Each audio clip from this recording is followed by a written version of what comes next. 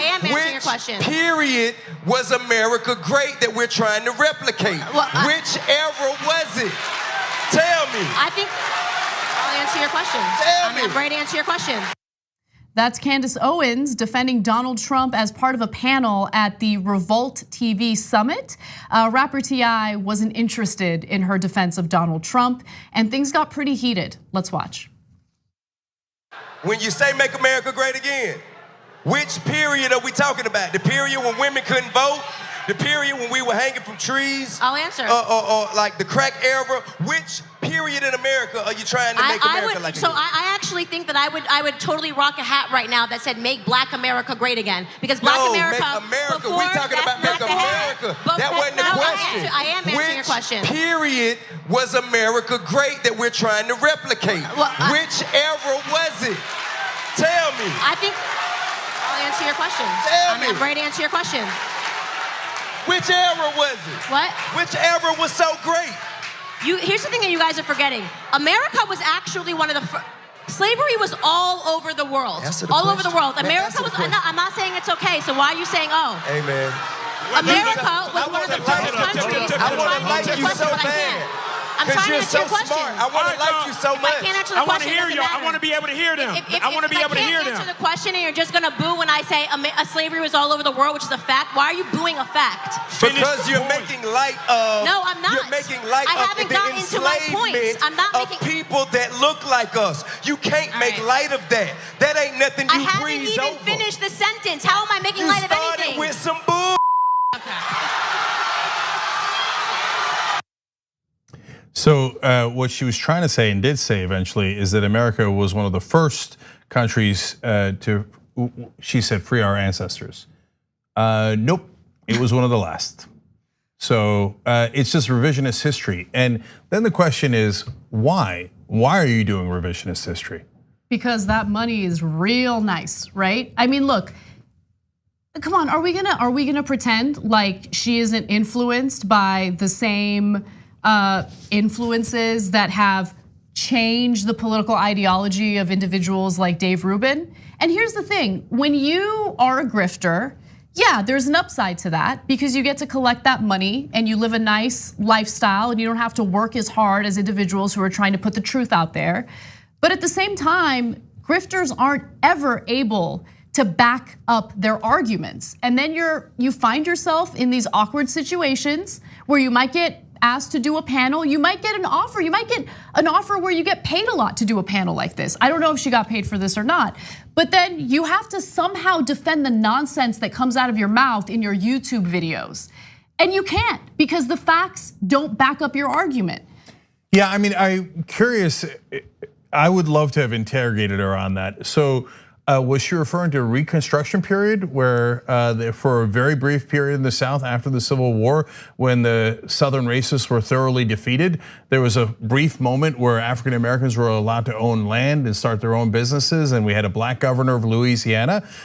I doubt she's referring to that.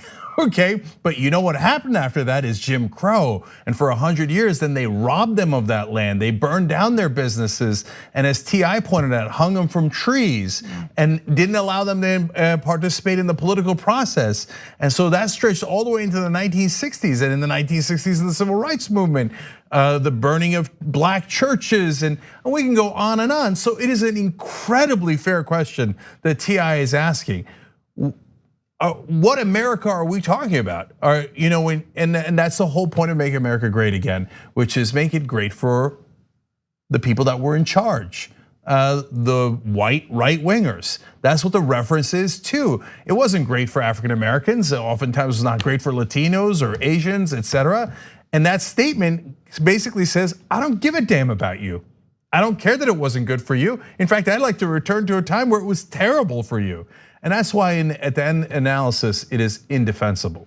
Yeah, it is indefensible. That was, even though I enjoy watching people like Candace Owens get their comeuppance and get confronted by people who actually know what they're talking about, that was pretty difficult to watch, right? Because first of all, she immediately pivots to doing what people like her do all the time, which is they start answering a completely different question. And I like the fact that T.I. was privy to that, knew it was gonna happen, and held her accountable, held her feet to the fire, and demanded an answer to his question. And she failed to provide a real answer that was backed up by real facts. And the thing that drives me crazy is that in this society where people are hungry for resources, and I get it, it's tough to go out there and try to make a living in the media, it really is. But at the same time, think about the damage you do in accepting the type of influence that she has decided to accept. Think about how many people you hurt through pushing this false narrative and this revisionist history. And one other thing I want to note, Brooke Thomas made this point off air, and I wanted to share her point with you because I thought it was a good one. That panel should have had more Black female representation. And when I say that, I'm not referring to the Katrina Pearsons and Candace Owens of the world. I'm talking about Black journalists, female journalists who have gone out there, who report the news, who know the facts, and could have actually added something of substance to that discussion. Lindsay Evans, who is at ABC and did a wonderful job as a moderator in that last debate, might have been a good option. Look, it's hard to put together panels.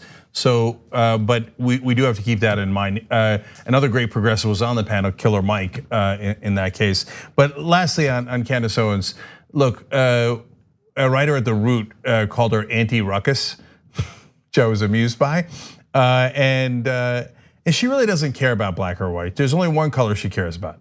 It's green, and so it's convenient that at the time when she started taking money from right-wing organizations is when she switched from progressive to being a right winger, and she doesn't have anything facts to back up her so-called ideology, but she does get paid a lot of money in speeches and these different organizations to go out there and say, no, it's mainly black people's fault that they're not doing better. They've had every opportunity in America, and that is a gross and inaccurate thing to say. So it was way past time that she get called out live, so I love what T.I. did there. 2 easy ways to follow the Young Turks. One is hit the subscribe button down below, then you're a TYT subscriber. And second is ring the bell. And when you do that on YouTube, you're notified of our videos.